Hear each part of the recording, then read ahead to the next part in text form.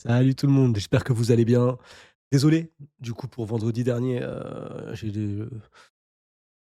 toqué à la porte, j'ai ouvert, c'était une bronchite, elle m'a massacré. Là, ça va mieux, ça va mieux. Donc c'est parti. C'est parti pour l'analyse du chapitre, 1153 de One Piece et surtout de la première partie de l'arc d'Elbaf.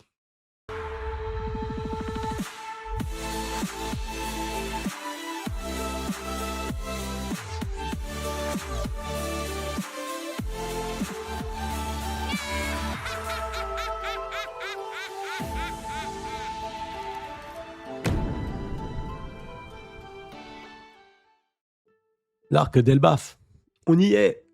On y est, on est au chapitre 1153 de One Piece, la naissance de Loki. On est en plein flashback et avant d'arriver à cet événement, l'arc Elbaf a démarré avec un flot de critiques. Voilà, c'est comme ça qu'a commencé Elbaf. Oda a vendu One Piece à Lego. C'est inadmissible cette collaboration avec Lego dès le début. Bon, on va commencer point par point. Le premier point, oui, l'arc Elbaf commence du coup euh, avec Nami entourée de Lego dans un château de Lego. Les Lego, c'est aussi une référence. On peut le trouver du coup sur la genèse et l'histoire de Lego par rapport à là actuellement l'aspect nordique employé par Oda dans cet arc. Mais pas que, il y a bel et bien une collaboration, c'est une vérité. Maintenant, est-ce que ça pose problème? Est-ce que cette collaboration a un impact sur l'histoire? Est-ce que maintenant qu'on est au chapitre 1153, parce que c'est ça ce qui est intéressant, c'est de revenir sur cet arc maintenant, on est peut-être à la moitié de ce dernier, et de se dire, bah, ranalisons le tout. Maintenant qu'on a un angle plus large, faisons-le. Donc maintenant, est-ce que ces Lego ont eu un impact réel sur l'histoire? Est-ce que ça a changé l'histoire? Non, pas du tout. Par contre, dites-moi en commentaire, peut-être que certains ont trouvé ce partenariat et l'utilisation du coup des Lego dans le château, que ça les a saoulés, touchés, ça les a énervés comme ça a pu énerver certains. Bon, je trouve pas. Ensuite, on a eu un passage qui n'a toujours pas été utile pour le moment, moins, c'est Usopp. Usopp dans le château, dans les événements du château, il se fait bouffer par un chat. Il se fait sauver par les Mugiwara et on a pour la première fois Luffy qui lui dit: «Ça y est, c'est bon, maintenant arrête. On arrête tout le temps d'être là pour toi. Tu dois te débrouiller, ça normalement tu peux le faire tout seul. Ça y est». Et c'est la première fois que Luffy le dit. D'habitude, quand nous, fans, on fait cette réflexion, on nous rétorque directement: «Vous n'avez pas compris le personnage. Le personnage est un humain, il est comme ça et il sera toujours comme ça». Là, son capitaine lui dit: «C'est fini, ça stop, ça tu dois le faire tout seul». Donc ce qui peut être intéressant, c'est cette phrase qui est inhabituelle, du coup vis-à-vis de Luffy par rapport à Usopp. On pouvait se dire au tout début: «Ah bah c'est bon, Usopp, c'est son arc. Usopp, il va power up. Usopp, il va se développer». Donc pour l'instant, non. Pour le moment, non. Il aura son moment de gloire. Est-ce que du coup cette case ou cette phrase va réellement être utile dans cet arc? Pour l'instant, ça ne l'a pas été. Il s'est passé énormément d'événements, mais ça ne l'a pas été. On le garde de côté pour la deuxième partie de l'arc, qui va démarrer avec le chapitre 1154. Peut-être maintenant qu'il va y avoir les affrontements à l'étage, une fois que le flashback sera terminé, peut-être qu'on va enfin avoir un nouveau Usopp ou un Usopp avec un power-up, quel qu'il soit, sur le HDO ou sur un élément. Et du coup, cette petite phrase de Luffy aura un sens plusieurs chapitres plus tard, à voir par la suite. Maintenant, j'ai lu le personnage de Rhodes qui va être utile pour le développement du coup de l'histoire et l'avancée de l'histoire. C'est Rhodes qui les amène dans le château. C'est Rhodes, il a ce rôle-là. Il a eu un rôle utile et c'est grâce à Rhodes que Ashrodin descend et qui a actuellement ce flashback. Donc le personnage, dans l'écriture, il n'est pas juste chiant, comme beaucoup ont critiqué Rhodes au début aussi. Oda, quand il crée des personnages, il les utilise à bon escient. Et là, en l'occurrence, c'est ce qu'il a fait. Rhodes sert à la narration, c'est un personnage utile et non inutile. Après, intéressant ou pas, ça, pas ouf. J'allais dire à vous de choisir, mais bon, il est pas ouf non plus, mais c'est pas grave, c'est pas ce qu'on lui demande. Donc, personnellement, c'est pas ce que je demande à Rhodes, et, euh, et du coup, il sert. Ce qui est intéressant aussi avec le démarrage, c'est cet effet qu'on a quand on est dans la prison de Rhodes et qu'on sort de cette prison avec les Mugiwara et qu'on arrive enfin à Elbaf et qu'on prend notre claque, la claque qu'on voulait en arrivant à Elbaf, on la prend. Elbaf sur le design, est une réussite. C'est une réussite. L'effet, gigantesque en sachant que One Piece avec les tailles, bon, heu, ça a quand même un passif où on peut se dire: «Bon, c'est un peu bizarre comment c'est géré des fois», mais pas bloquant, ça nous sort pas de l'œuvre, mais on peut tilter. Ça peut nous faire rire quand on découvre les véritables tailles des personnages après, mais là, c'est super bien fait sur Elbaf. Sur Elbaf, c'est super bien fait pour le moment. On a réellement cette impression, de gigantisme énorme. Ça marche, c'est impactant, ça fonctionne. Mais il se passe aussi quelque chose. Il se passe quelque chose d'incroyable. Luffy s'arrête et ressent quelque chose, ressent une présence. Il arrive à Elbaf et au bout de quelques minutes, il ressent une présence en sachant qu'Elbaf, c'est gigantesque. Zoro la ressent, lui également, et il y va, Luffy. Son premier réflexe, c'est d'y aller. Et c'est là qu'on prend notre véritable première claque. La découverte du personnage de Loki, un design monstrueux. On est très loin de Road, on est très loin de certains personnages un peu loufoques, on est sur un personnage extrêmement badass. La dernière fois qu'on a eu un personnage badass comme ça, c'était Kaido dans l'arc Wano, et précédemment, c'était Katakuri. Donc, et c'est des personnages qui nous ont marqués. Katakuri a divisé complètement la communauté à l'époque, ça a déchiré, il y avait une guerre. Il y a eu une guerre dans la communauté pour Katakuri, et, euh, et là, c'est pareil pour Kaido. Là, on arrive sur un personnage qui va nous impacter durant cet arc et qui est impactant déjà. Un personnage incroyable, le personnage de Loki. Maintenant qu'on en sait plus sur le personnage de Loki, cette découverte-là, elle prend encore un sens un peu plus large et ça la rend encore plus belle. Parce que ce personnage badass, effrayant au premier abord, terrifiant, qui se joue un rôle et ce rôle qui est décousu petit à petit par Oda est totalement détruit maintenant. Totalement détruit. On n'est pas du tout sur un personnage odieux, méchant, cruel, sans mauvais, sans bon fond au fond de lui, loin de là.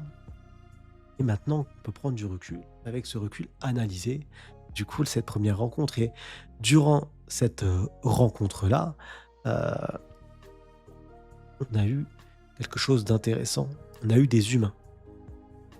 On a des humains dans le royaume des enfers, donc le tout premier niveau d'Elbaf, et avec des bêtes sauvages. Et ils sont à la solde d'un homme attaché, d'un géant attaché, Loki. Mais maintenant, en prenant ce recul, on va plutôt dire, et je pense qu'on peut se permettre de le dire, dites-moi en commentaire si vous pensez pareil, c'est que Loki est le sauveur. Loki a sauvé ces humains qui étaient coincés du coup. Ces humains qui sont coincés dans ce royaume, normalement sans Loki, ils sont morts. Ils se font dévorer par les bêtes sauvages et ils travaillent du coup en l'occurrence pour Loki, mais à faire quoi? Quel travail ils peuvent faire là actuellement? Non, pas de taf en tant que tel dans le royaume des enfers. Loki leur permet de vivre. C'est le réel fond de Loki et il nous l'est déjà montré à ce moment-là. À ce moment-là, Oda commence déjà à nous le montrer et il y a le premier lien avec les animaux où on a directement tilté et on s'est tous dit mais non, si les animaux le kiffent et depuis l'enfance, c'est un peu comme Luffy, ça peut pas être un mauvais gars. Et t'as les discussions avec Luffy et Loki et on se dit mais non, Loki il sent le cœur des gens, il a un HDO qui permet de sentir le cœur des gens. Bon, Loki, on nous dit pas tout sur ce personnage-là. L'aventure continue, il y a Luffy qui remonte et Luffy remonte avec un objectif, c'est libérer Loki pour avoir des informations sur Shanks.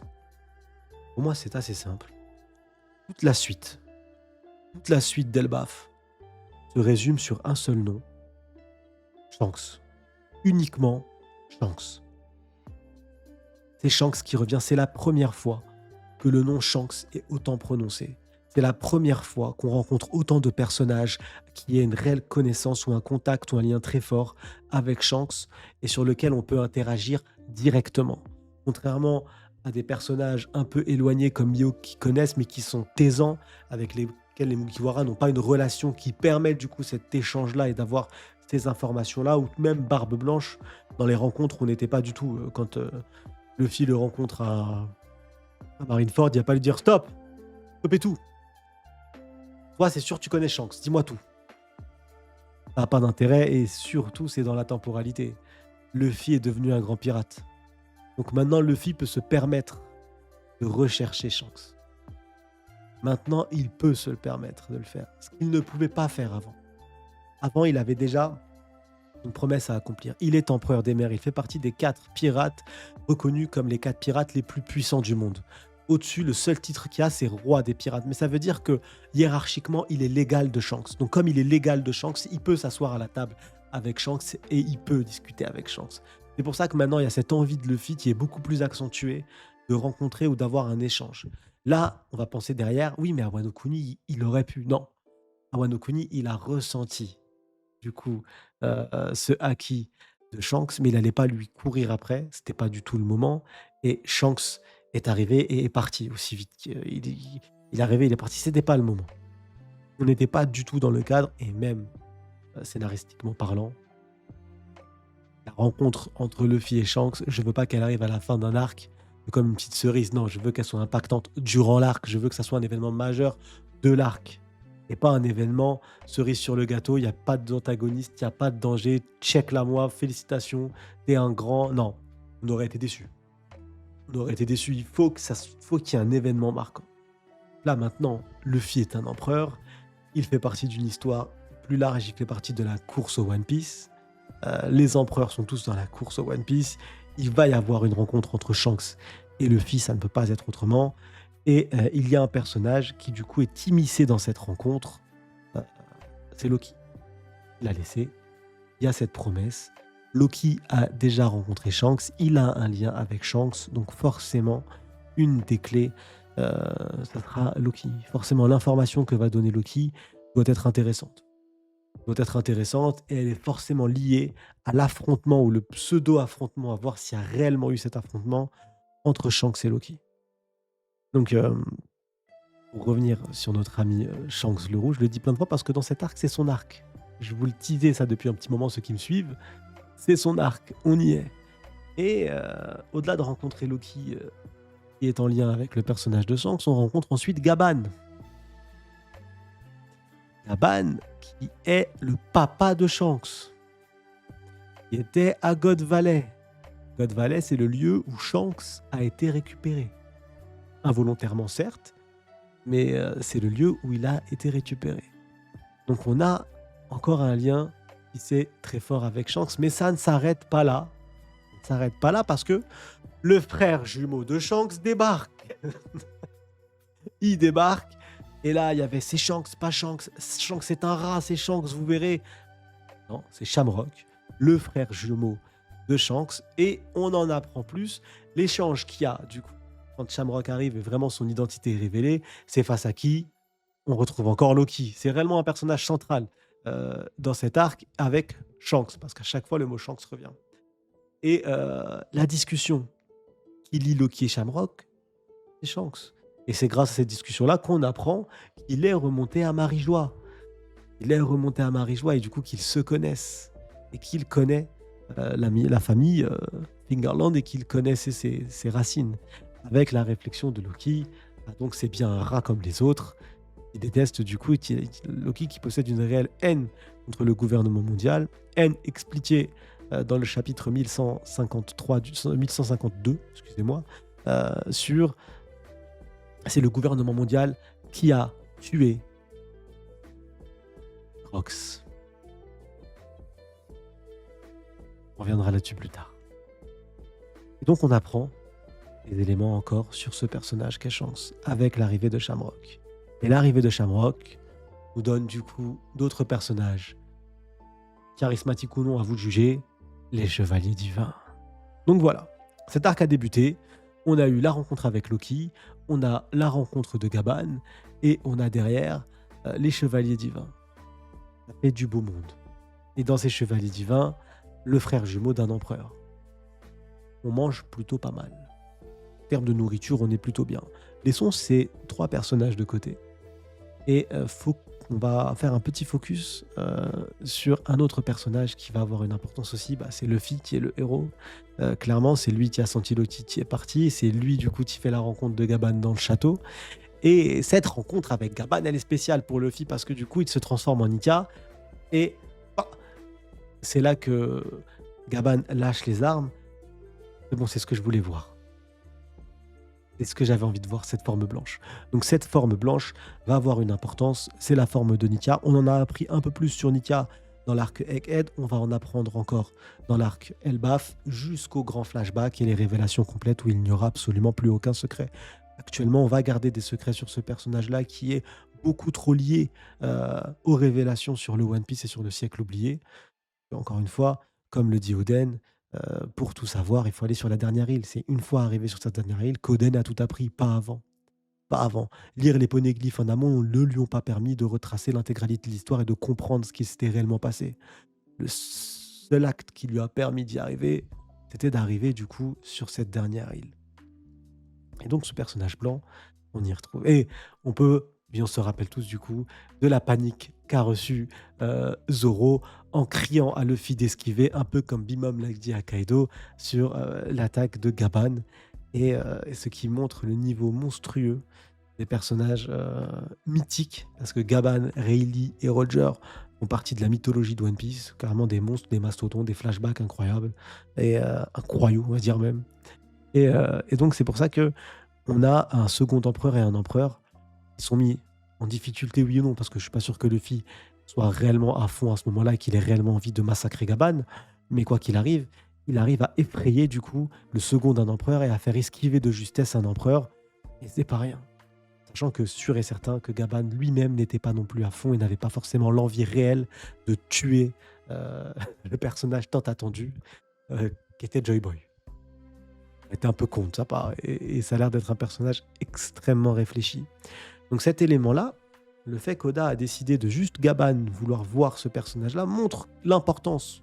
On connaît déjà Joy Boy, mais montre l'importance sur cet arc-là. Donc Joy Boy et Nika, tout du moins le mythe Nika, éveillé sur cette île en tant que sauveur et en tant que guerrier libérateur dans l'île des guerriers des géants, va être forcément un événement majeur et qui, je l'espère, sera impactant. J'espère juste que tous les géants ne vont pas juste pas calculer ça sur l'île. Avec Ed, on a eu une réflexion de Dory et Brody sur cette forme-là.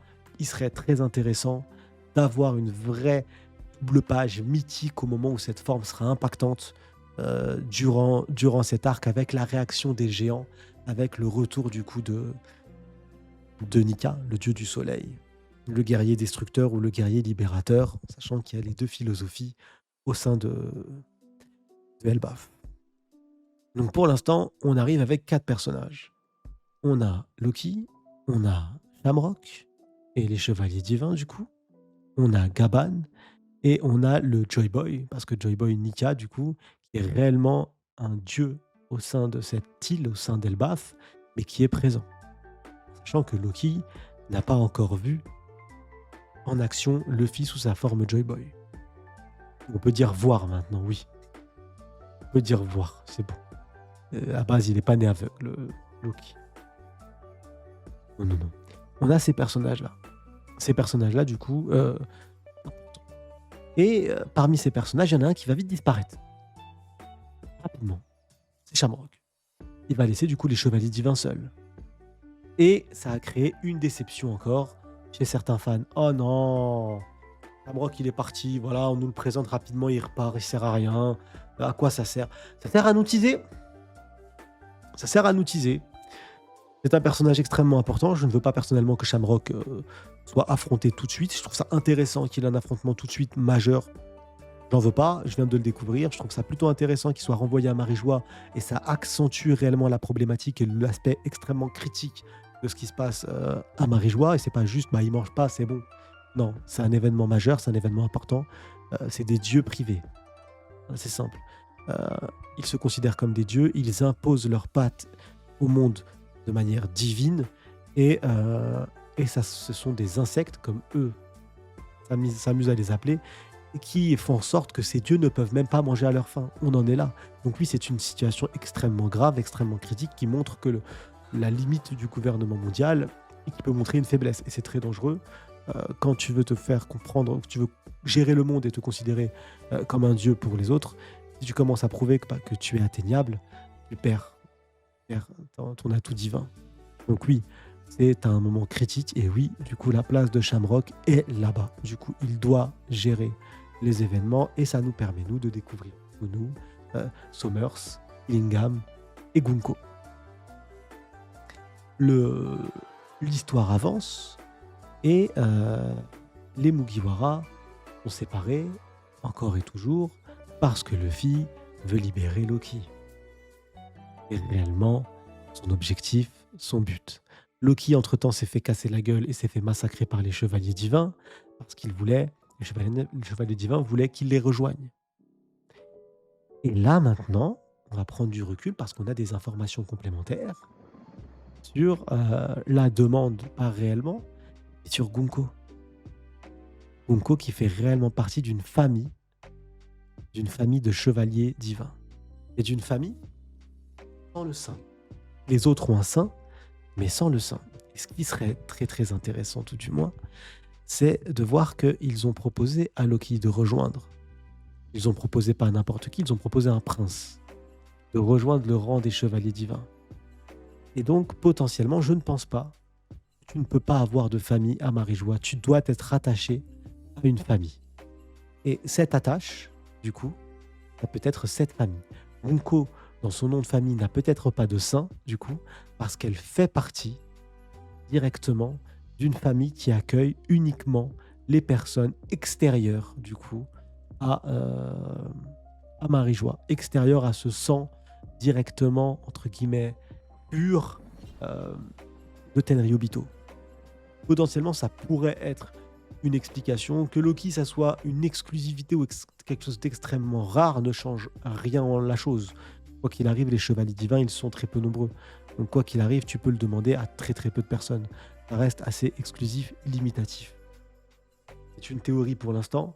Pourquoi cette théorie-là?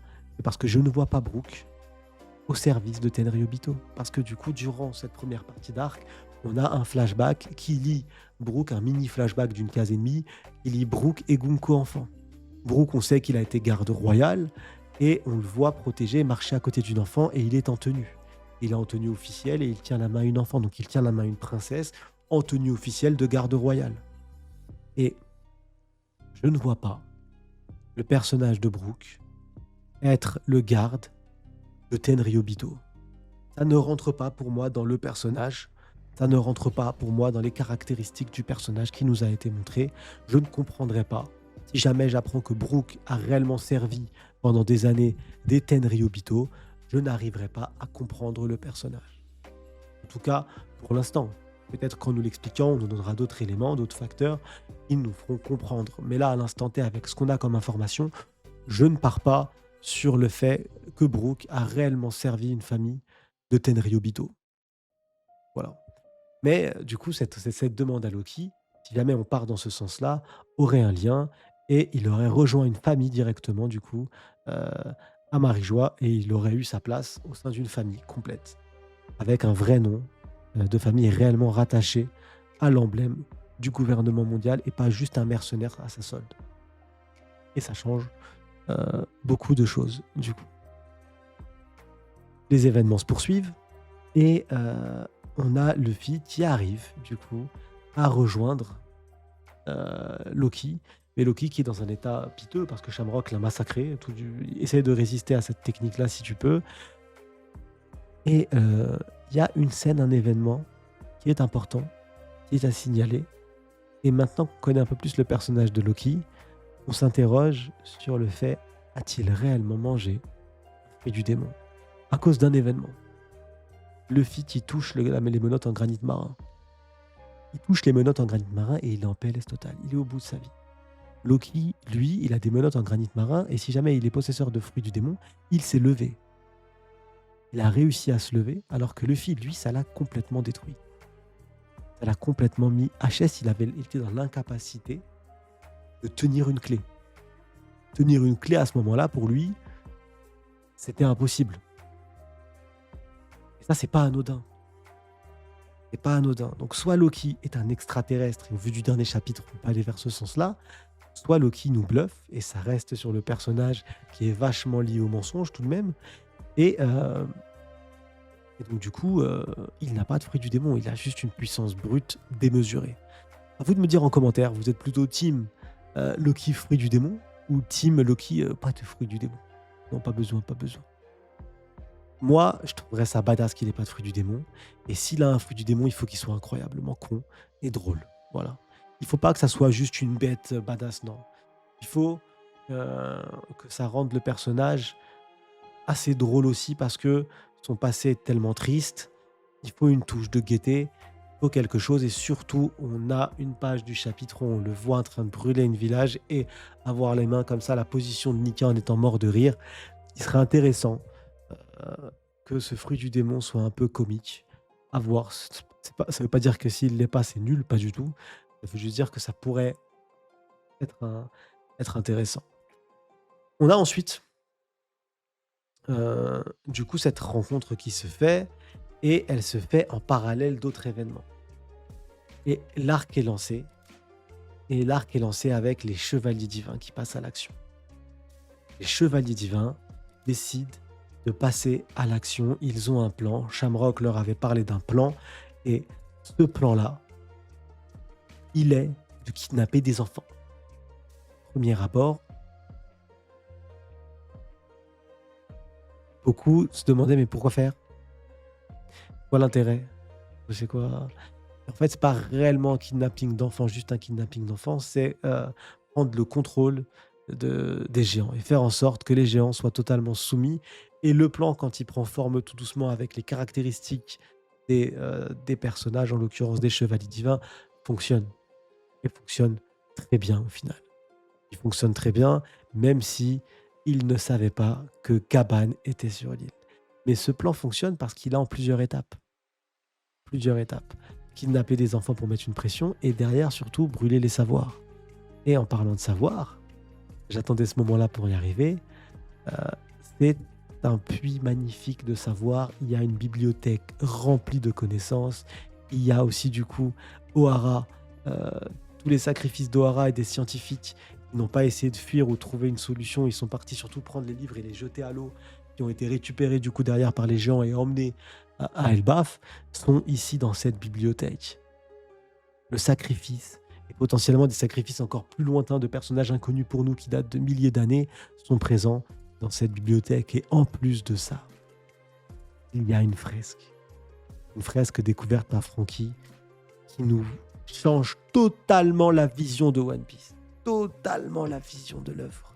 On a la naissance du premier monde, deuxième monde, troisième monde. On nous parle de trois mondes, on nous parle de trois époques totalement différentes. Et c'est la claque. Les gens, on était tous figés sur, même si j'en parlais avant, sur un passif en amont du siècle oublié, mais je n'avais jamais employé le terme premier monde. Non, jamais. Et là, on nous dit, non, non, mais il n'y a pas que le siècle oublié. Il s'est passé des événements bien avant, en fait. Bien avant. L'histoire que je vous conte, elle date, comme dit Fa Barbe Blanche, depuis l'Antiquité. Ah, il y a 800 ans. C'était bien avant encore. Et il y a une volonté qui a été portée depuis, et on a une fresque incroyable. Nous donne des informations, ou en tout cas qui essaie de nous donner des informations que nous, on essaie de comprendre, on essaie de déchiffrer. Est-ce qu'on a bon dans ce déchiffrage ou non à voir? Je ne vais pas m'arrêter dans cette vidéo sur déchiffrer cette fresque-là, parce que non, ça prendrait beaucoup trop de temps. On l'a déjà fait, et c'est surtout l'objet d'une vidéo qui va sortir aussi prochainement, donc je vais la laisser un peu. Mais on a cette découverte-là.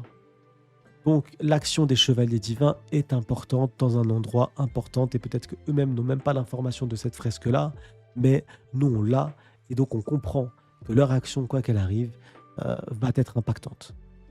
Et ils menacent, ils manipulent, ils ont des pouvoirs de manipulation, à l'image du coup du rôle qu'on peut leur avoir, qu'on peut leur donner aux chevaliers divins qui avait été utilisé par Dragon en amont. Ils passent à l'action, ils utilisent leurs capacités et ils mettent en défaut les Mugiwara à une vitesse déconcertante. Voilà, un équipage d'empereurs humilié par des pouvoirs de manière extrêmement rapide, humilié par Gunko à une vitesse monstrueuse et soumis, humilié et soumis à Gunko. C'est une déception pour ma part, oui, tout à fait. Déçu. Usopp, j'attendais pas grand-chose. Déçu de Jinbei, oui, parce que Jinbei n'a rien fait au final. Il y avait Jinbei, Brook, Nami et je pense qu'ils auraient pu tenter quelque chose. Je parle pas d'Usopp. Ils auraient pu tenter quelque chose. Usopp, sa technique, on va me dire oui, mais il l'a quand même touché gravement. Non, non, c'est Gunko qui a accepté de se faire toucher. Pas pareil. Gunko a vu la technique. On voit qu'elle voit l'attaque arriver avant. Elle se laisse faire parce qu'elle sait que ça ne lui fera absolument rien. C'est leur manière de combattre. Tu peux me toucher, ça ne me fera rien en fait. Et ça les rend encore beaucoup plus terrifiants. Et on a surtout une perso incroyable, c'est Robin. Robin, elle, a réellement utilisé son pouvoir de manière intelligente pour essayer réellement d'impacter, de faire un move qui a mis en difficulté Somers. Même si ça n'a pas marché, ça l'a mis en difficulté pendant un temps. Elle a tenté quelque chose. Elle a tenté. C'est là Mugiwara qui a tenté quelque chose. Et là, du coup, on va revenir sur mes tout premiers propos au début de la vidéo, sur Usopp. Voilà, la scène avec le chat et la réflexion de Luffy peut servir maintenant à quelque chose. Usopp, tu dois faire quelque chose maintenant. Ok, ton ennemi, c'est Killingham. Fais quelque chose. Même si tu n'as pas le HDR et qu'on a appris récemment par Gaban que le HDR serait potentiellement la solution pour l'invisibilité, pour rompre du coup et toucher les chevaliers divins.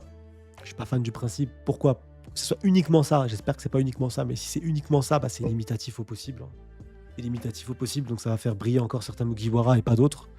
Donc ça, c'est vraiment dommage. Pour moi, surtout que les chevaliers divins sont nombreux. Il n'y en a pas que deux ou trois. Ils sont 9. Donc c'est très limitatif. Et ça, pour moi, ce qui est limitatif à l'excès, comme ça peut être problématique. Maintenant, à voir ce que ça va donner. Peut-être pas. Peut-être que les Mugiwara vont quand même pouvoir jouer un rôle. Comment est-ce qu'ils vont jouer ce rôle? J'ai hâte, vraiment hâte de le découvrir. Et c'est déjà pas mal, vous imaginez. Et là, je ne suis même pas encore à jour. Voilà tous les événements qui se sont déroulés dans cet arc en moins de 25 chapitres et il en manque encore là actuellement. Je ne sais pas si vous vous rendez compte de la masse d'informations et de la densité de l'arc d'Elbaf. Et ça m'intéresse. Est-ce que pour vous, relire, parce que je l'ai relu du coup, est-ce que pour vous, vous aimez cette densité d'informations sur peu de pages et cette multitude d'actions? Ou est-ce que non, vous êtes plus partisan d'un style un peu plus long, un peu plus posé, même si on serait pas encore dans les événements actuels, mais on aurait pris plus notre temps? Voilà, ça m'intéresse parce que beaucoup ont critiqué One Piece sur le fait que ça allait pas assez vite. Je pense que le premier qui me dit ça va pas assez vite, et que tu sais qu'il n'est pas à jour et qu'il lit pas. Tu sais qu'il veut juste critiquer le manga pour critiquer le manga, ça n'a pas de plus-value. Bon, reprenons. Encore des choses à dire, il y a encore des choses à dire, il y a encore plein de choses à dire. Du coup, ouais, il y a tant de choses à dire parce que là, ça fonctionne. Le plan fonctionne des chevaliers divins, ils sont intouchables, tout se passe comme prévu, c'est un massacre, la bibliothèque brûle, ils ont menacé une enfant qui a eu un courage incroyable, un enfant qui directement, c'est Mossa, certains. Non, c'est l'autre Mossa, la décorne, c'est Mossa. Dès qu'il y a un personnage qui fait quelque chose, c'est Mossa. Ça me termine. Dès qu'un personnage fera quelque chose, c'est Mossa. Ça me tue. Le c'est Mossa, faudra le ressortir parce que ça me termine et que c'est pas la première fois et la dernière fois qu'on aura un c'est Mossa. C'est sûr. Il aurait été Mossa jusqu'à sa révélation. En tout cas, ça aurait été plein de personnages, ça c'est sûr. Donc le plan fonctionne à merveille, jusqu'à ce que Gaban débarque. Jusqu'à ce que Gaban débarque. Et l'intérêt, c'est de nous montrer leur puissance. C'est de leur montrer le fait qu'ils sont réellement intouchables et qu'ils ne peuvent absolument rien faire. Chopper lui-même le dit, il comprend tout de suite que c'est l'invincibilité le problème, il fonce, bon, il se passe une péripétie d'événements, mais c'est Gaban. Gaban la clé parce que du coup, Gaban connaît Somers, Somers connaît Gaban, ils se sont déjà rencontrés à God Valley, il y a déjà eu un affrontement à God Valley, et on apprend du coup avec les derniers chapitres que le HDR est une solution, peut-être pas la seule, mais en tout cas est une solution, et qu'ils ne sont absolument pas invincibles, et qu'on peut les vaincre. Ils ne sont pas immortels, ils peuvent être vaincus, et donc du coup, c'est le HDR qui sera la solution, une manière différente d'utiliser le HDR. Est-ce qu'on se rapproche un peu d'une manière d'utiliser le HDR comme Shanks, qui est un tueur de haki? Quand Shanks utilise son haki des rois, vous ne pouvez pas, en sa présence, utiliser le HDO. Ça ne fonctionne pas. Vous ne pouvez pas voir le futur. Lui le peut. Vous ne pouvez pas le voir. C'est un pouvoir extrêmement cheaté. Donc du coup, on a cette explication-là. Et on a surtout une démonstration de Gaban. La démonstration sert à ça. Et on a rapidement un dominateur qui finit dominé. Il a massacré, il a chié sur tous les chevaliers divins. Il arrive sur Gunko, ce personnage très très important, qui réussit du coup en manipulant, merci Colomb, à vaincre Clairement, on peut le dire, c'est vaincre Gaban, mettre hors service Gaban. Gaban est tombé, il ne fera pas partie de la partie. Et ça va être du coup au Mugiwara, à Luffy, peut-être à Loki, sûrement à Loki même, à Ajrodin de gérer la situation, mais pas à Gaban. Et de toute façon, c'est pas son époque. Il a déjà joué son rôle. C'est à cette nouvelle génération de gérer ce problème-là. On n'est pas à Shabaudi où Rayleigh devait tout faire et devait essayer de sauver les Mugiwara. C'est aux Mugiwara de se sauver eux-mêmes parce qu'ils sont, comme le dit Luffy, devenus 100 fois plus forts. Claque cette phrase. C'est devenu 100 fois plus fort depuis. Donc, voilà, j'ai speedé un peu les événements. Pourquoi? Parce que ils se sont enchaînés, mais l'objectif de nous montrer l'immortalité, l'impuissance, l'arrivée de Gaban qui les touche, c'était pour juste arriver à ce moment-là. Et pour nous dire, voilà, on les connaît, ils sont pas invincibles, le HDR est la solution. Et la preuve que tout ça, c'est pour ça. Chopper qui a couru en disant, oh non, c'est trop important, comment il a fait? Il en parle pas. Il arrive en face de Gaban, il est en face de Gaban, il parle de ce sujet-là, ce sujet problématique, mais lui a décidé de ne pas en parler. Donc, c'est pas forcément le sujet du moment. Et les Mugiwara vont ressentir un acquis des rois terrifiant au niveau de Loki et Gaban. Et parce que du coup, en parallèle, et ça se passe en parallèle, les événements, l'éclair, c'est l'arrivée d'un personnage qui a extrêmement déçu encore. Comme quoi, cet arc a beaucoup déçu beaucoup de monde. Hein. Bon, je trouve que tout ce que je raconte depuis le début, c'est hypant et c'est banger. Dites-moi en commentaire si c'est de la merde, les événements. Et moi, même en les racontant, je suis hypé. On a l'arrivée du personnage, de l'antagoniste ultime côté gouvernement mondial. On a un Mou qui débarque. Mais Mou ne débarque pas réellement. Elle prend possession à distance de Gunko. Gunko, au moment même, qui a ce flashback de Brook. Brook connaît Gunko. Brook va réussir à libérer Gunko. Et Mou va du coup disparaître de cet arc. Mou sera vaincu sans réellement avoir été vaincu parce que c'est juste le lien qui aura été brisé. Mais Mou va nous choquer, nous terrifier. Et Luffy va comprendre que l'ennemi qui va devoir affronter le gouvernement mondial est extrêmement fort, bien plus fort que ce qu'il avait pu potentiellement imaginer. Et on est bien au-dessus d'un niveau d'un amiral. On est sur des sphères de pouvoir divin, clairement. On est sur un niveau bien plus terrifiant. Et à mon avis, ce n'est que mon avis, ça va être l'utilité de cet arc-là. Et l'apparence, l'arrivée de Mou. C'est de nous dire voilà ce que Mou est capable de faire. Je vous ai montré Joy Boy avec, dans l'arc rapidement. Ok, ça vous a fait kiffer, vous avez vu Mou trembler. Maintenant, vous allez voir comment Mou vous fait trembler. Je pense qu'on est dans ça, en fait. On est dans la construction d'un antagoniste. Il a été construit. Ce qui est intéressant, c'est que c'est une ombre, c'est une masse informe, c'est une masse noire au début. Je pense que c'est pour hyper le flashback du siècle oublié. Comme ça, le personnage, on ne le reconnaîtra pas directement durant le flashback oublié. Je pense, tout du moins, ça peut ne pas être ça, mais je pense que ça peut être ça. Et l'autre élément qui peut être intéressant dans la métaphore, c'est que c'est une masse informe. Et cette masse informe, c'est ce qu'est le gouvernement mondial depuis qu'on le connaît. Depuis qu'on suit le gouvernement mondial, c'est quoi? C'est un groupe de 5 doyens. Mais bon, tu comprends très bien que dans un shonen, il y a forcément quelqu'un derrière. Mais il représente l'obscurantisme, il représente le mal, il représente la manipulation, il représente le mensonge, il représente l'esclavagisme, il représente la domination, il représente tous les maux. Et on se retrouve sur cet amas noir. Clairement, on représente le diable, hein, le mal absolu. Et cet amas noir a pris possession de Gunko, a débarqué, et maintenant, on a cette position politique et on a du coup le point de vue, le fonctionnement politique du gouvernement mondial. On va réellement voir la puissance. Ça nous a été montré récemment sur les membres du Gorosei.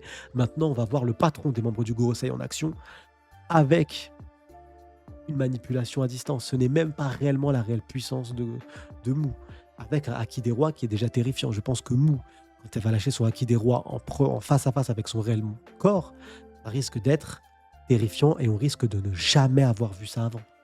On risque de prendre une claque qui est encore supérieure à celle qu'on a pu prendre avec Joy Boy qui a séparé le ciel en deux tout seul. On peut être encore plus choqué que ça. Et ça peut être tout bonnement incroyable. Du moins, je l'espère. Donc l'arrivée pour moi de Mou, c'est une très bonne chose. Beaucoup critiquent cette arrivée. Je trouve que cette arrivée est géniale. Il y a ensuite, du coup, la transformation. La transformation de Tori et Brogy en démons. Ah, c'est cheap. Ah, c'est pas fou. Ah, c'est ça finalement. C'est une particularité des pouvoirs. Déjà, je trouve la transformation cool. Personnellement, je trouve pas ça cheap, ringard et tout. Surtout dans One Piece où on a eu des personnages extrêmement ringards et j'ai entendu personne les critiquer. Alors là, les personnages ringards dans One Piece, on en a un paquet. Ils ont une personnalité, ils sont cool, ils sont marrants, mais ils sont ringards dans le design et j'ai jamais entendu quelqu'un se plaindre de ça. C'est limite, ça fait partie de l'univers loufoque qu'est l'univers de One Piece. Mais là, d'un seul coup, c'est un problème. Bon, bah, tant pis pour vous. Personnellement, ça n'en est pas. Dites-moi en commentaire si vous, c'est un réel problème ou ça vous choque ou ça vous énerve. Et moi, je vois pas de souci à ça, personnellement, pas du tout. Et, et c'est une technique en fait, c'est une technique, mais c'est une technique parmi tant d'autres. Elle a un livre complet. Ce personnage-là n'a pas qu'une seule capacité qui serait déjà dévoilée, ça n'a aucun sens. Dévoilé par un pantin. Donc on a Gonko, un pantin, et on dévoile ça, il y a l'ultime pouvoir de Mou. C'est ça, c'est tout. Non. Bon, et en plus, directement, les gens, oui, mais pourquoi elle n'a pas fait ça à la Terre entière? Non, c'est un jeu qu'elle a lancé. C'est un jeu, du coup, où tu peux manger les pions blancs. Donc, s'il y a un géant qui se trouve entre les deux démons, il est transformé aussi, ou une créature, ou un objet. Donc, ça veut dire que l'inverse est possible aussi. Ça veut dire que les blancs peuvent récupérer. C'est un effet. Donc, forcément, il y a des géants qui vont redevenir bons et qui vont repasser démons. Et il va y avoir une partie qui va se lancer. Peut-être que Usopp, là, dans cette partie, peut être intéressant, peut être intelligent avec son sniper, bloquer des passages, faire en sorte que les géants soient bloqués et que du coup tu brises une ligne et hop, tu fais une partie géante parce que je vois pas Luffy personnellement être très intelligent à un jeu comme celui-ci. Personnellement, c'est un génie du combat, mais on s'arrête au combat pour moi, Luffy. C'est pas un génie des jeux de plateau. À ma connaissance, en tout cas, je serais bluffé. Si jamais c'est un génie des jeux de plateau, là je dirais ah bon. Donc oui, voilà. Ça a été déconstruit rapidement. Ce n'est pas le pouvoir de Mou, c'est un des pouvoirs de Mou. Super important. Et ensuite, on a le flashback. Le flashback débute. Le flashback d'Harald. Harald est un bon roi. Il a rencontré l'amour de sa vie. C'est l'amour qui l'a transformé. Il fallait trouver une raison. L'objectif, la raison qui a été trouvée, c'est l'amour. C'est évident dans le sens, c'est pas évident dans le sens tout le monde l'avait su, non. Mais dans le sens, il est parti au plus simple, il est parti au logique. Il s'est dit, bah voilà, je vais pas créer une histoire, il va rencontrer des personnages qu'il faut que je crée un nouveau design, il s'attache eux, il se passe des aventures, ça le change. Non. On rencontre un personnage qui est déjà prévu précédemment parce que c'était la maman d'Ajroudine, c'est l'amour de sa vie et qui va réellement changer sa vision du monde. Et comme ça, c'est réglé. Une pierre deux coups, tu fais avancer le scénario et c'est clair, compréhensible. Comme je l'ai déjà fait la réflexion, on a le sentiment que ça va trop vite, c'est vrai, mais ça fait avancer le scénar et ça fonctionne. Et dans ce flashback-là, surtout l'élément le plus important pour l'instant, c'est la naissance de Loki. Loki est né et sa maman, la Nya, l'a jeté dans le royaume des enfers parce qu'il avait des yeux de démon. Vraiment, c'est un Oni. Et je pense que c'est le Oni le plus proche. Il y a des Oni qui ont des cornes. Il y a des Oni qui ont des cornes. Harald les a retirés. Et par contre, Loki, lui, est encore plus proche parce qu'il a des yeux de démon complètement. Je pense que c'est plus son sang qui est pur, ou c'est plus le destin qui a voulu que lui soit encore plus proche des démons. Je ne pense pas que ce soit une particularité autre, nouvelle, qui n'existe pas depuis la race antérieure. Ça n'a jamais existé depuis la création de l'univers de One Piece et que c'est le premier. Je pense plutôt que lui, il s'approche plus des réels démons, des réels Oni. Pas les Oni comme Oz on a pu voir, mais des réels démons, les premiers démons croisés qui ont fait des géants. Parce que entre Oz et les géants, ils ont quand même un design complètement différent. Les géants ont une apparence humaine, ils sont juste grands. Mais, mais là, Loki, c'est un géant, une apparence humaine, avec des attributs de démon. Donc des yeux et des cornes. Et le bandage, c'est pour ça. Est-ce qu'il s'est crevé les yeux? J'espère pas. Vraiment, j'espère pas du tout qu'il nous a fait une Ajrodi. Il nous a fait une Ajrodi, je m'en fous. Qu'il nous a fait une optique 2000. Je voulais vanner en parlant l'amiral. Jitora, optique 2000. J'ai dit Ajrodi. Ça rime, mais c'est pas pareil. J'espère pas, j'espère que ses yeux, il les a encore. Euh, mais il a des yeux de démon, sa mère l'a abandonné, et le flashback a déjà fait un saut dans le temps, parce que du coup, on l'a vu bébé triste, mais on l'a déjà vu ado. Ça y est, il est ado. À la fin, en bas à gauche du chapitre, il est ado, il a grandi en l'absence d'amour. C'est un personnage extrêmement dingue, en fait, fou, parce que sans que ça soit explosif avec comme le Hakai de Big Mom et Kaido qui allait tuer complètement euh, les pirates qui étaient sur le toit d'Onigashima. Donc c'était une des attaques les plus puissantes qu'on ait vues.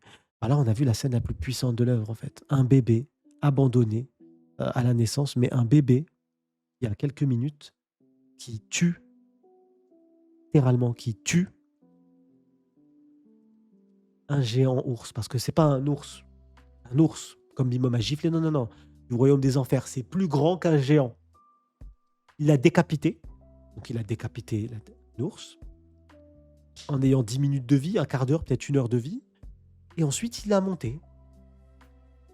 Il a remonté tout le niveau, qui est en distance un monde, c'est incroyable. Donc c'est la perf la plus impressionnante. Donc de cette perf-là, oui, oui, potentiellement, et je dis bien potentiellement, il a clairement le potentiel, c'est une anomalie déjà, c'est sûr, mais d'être le personnage le plus puissant de l'univers de One Piece, ou le plus puissant des personnages de One Piece que nous, on connaît. C'est possible, oui, euh, parce qu'il est terrifiant. Faire ça à 10 minutes de vie, qu'est-ce que tu fais du coup quand tu es beaucoup plus vieux, que tu as la vingtaine passée? Je me le demande. Donc ça va être terrifiant. Vingtaine passée en âge humain, mais ça va être terrifiant, ça va être incroyable. J'ai hâte de voir ce développement-là sur les yeux. Donc pour moi, les yeux, je vous le dis, pour moi, juste c'est déjà pas mal. Le fait qu'il se rapproche beaucoup plus des Oni, euh, mais c'est un monstre. Et surtout, ça nous donne une information sur un personnage où beaucoup pensent encore, ou certains pensent encore que. Mais vous allez voir, je pense que Xebec, c'est un Baggy le clown, il sait pas se battre. Il a massacré Loki gamin. Il l'a planté, il l'a massacré. Regardez ce qu'a fait Loki bébé. Donc ce que fait massacrer Loki gamin, c'est pas si évident que ça. C'est pas si évident que ça. Je pense que Luffy, première partie de One Piece, il en est incapable. Il se fait tuer par Loki gamin. Donc c'est pas une perf dégueulasse. Je pense que Baggy le Clown en est incapable. Ouais. Qu'un personnage du niveau de Baggy le Clown aurait été incapable de faire ça à Loki adulte, à Loki gamin, en sachant que Loki bébé est capable de décapiter la tête d'un ours. On en est là, quoi. C'est incroyable. On va extrêmement bien manger. Je ne sais pas si vous vous rendez compte de la quantité d'informations que je vous ai données là. La vidéo durera 40 minutes. J'essaie de la compacter, pas qu'elle soit trop longue. Je ne sais pas si vous vous rendez compte de la quantité d'informations qu'on a déjà là. C'est monstrueux. C'est incroyable. Cet arc, pour moi, cette première partie d'arc est incroyable. J'espère que vous avez apprécié cette vidéo, que vous avez passé un bon moment. Dites-moi en commentaire ce que vous avez pensé de cette première partie d'arc. Et dites-moi en commentaire ce que fait Racine Carrée de 9. Prenez soin de vous, prenez soin de vos proches. Et on se voit du coup en live mardi. Et la semaine prochaine pour un chapitre. La ratipoiserie, elle revient.